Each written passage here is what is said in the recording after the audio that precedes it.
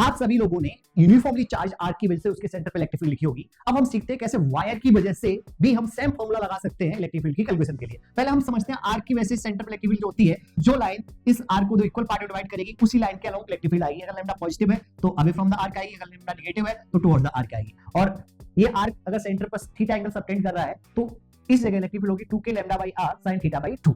अब इसी फॉर्मूले को हम यूज कर सकते हैं किसी भी वायर की वजह से किसी भी पॉइंट पे इलेक्ट्रिक फील्ड कैलकुलेट करने में। अब मेरे पास एक पॉइंट P था, जिस पॉइंट पे इलेक्ट्रिक फील्ड निकालनी है उस पॉइंट से वायर पे एक परपेंडिकुलर डाली, तो ये परपेंडिकुलर डाला, उसकी दूरी कितनी है r है, इतनी ही रेडियस का एक आर्क बनाना है।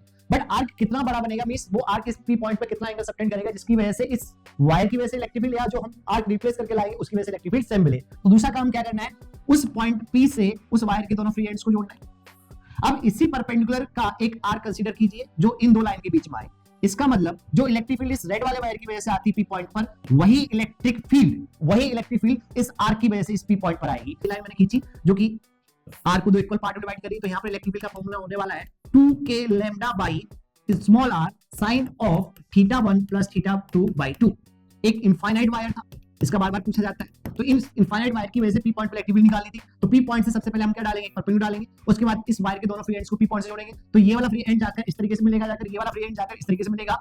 ठीक है, अब मैं r रेडियस का एक आर्क कंसीडर करूंगा जो कि इन दो लाइन के बीच में आएगा। तो r रेडियस का एक आर्क कंसीडर किया तो आर्क जो बना वो सेमी सर्कुलर रिंग बनी। तो हाफ रिंग की वजह से जो इलेक्ट्रिक फील्ड आएगी वो एग्जैक्टली बीच में आएगी 2k lambda by r sine of, तो इस आर्क में P पॉइंट पे कितना एंगल सबटेंड किया पाई, तो उसका आधा कितना हो जाएगा पाई बाई 2। तो फॉर्मूला आ जाएगा 2k lambda by r।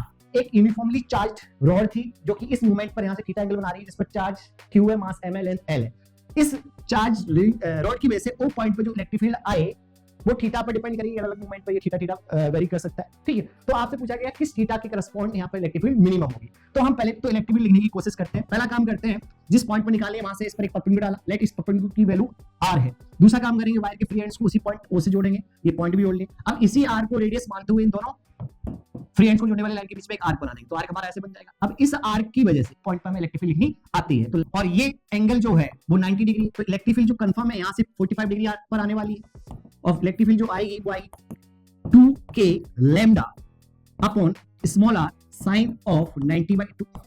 Are की वैल्यू आ जाएगी l sin theta into cos theta, ये वैल्यू यहाँ पर डाल दीजिए, तो 2k लैम्डा ये वैल्यू हो जाएगी sin 45 1/√2 अपॉन स्मॉल r की वैल्यू हो जाएगी L sin theta into cos theta. इस तो यहाँ पर ध्यान से देखिए ये सारा कचरा कांस्टेंट है, यही आपका थीटा के साथ वेरिएबल है। अगर आप चाहते हो ये पूरा फंक्शन मिनिमम हो तो ये वाली वैल्यू क्या होनी चाहिए, मैक्सिमम होनी चाहिए। इसके बाद sin ऑफ 2 थीटा की मैक्सिमम वैल्यू कितनी हो सकती है 1, और कितने एंगल पर हो सकती है 90 डिग्री पे। इसके बाद थीटा इक्वल कितना हो गया 45 डिग्री। इसका मतलब जब ये रॉड यहाँ से थीटा 45 डिग्री बनाएगी तो इस रॉड की वजह से ऑरिजिन पे जो इलेक्ट्रिक फील्ड होगी वो मिनिमम होगी।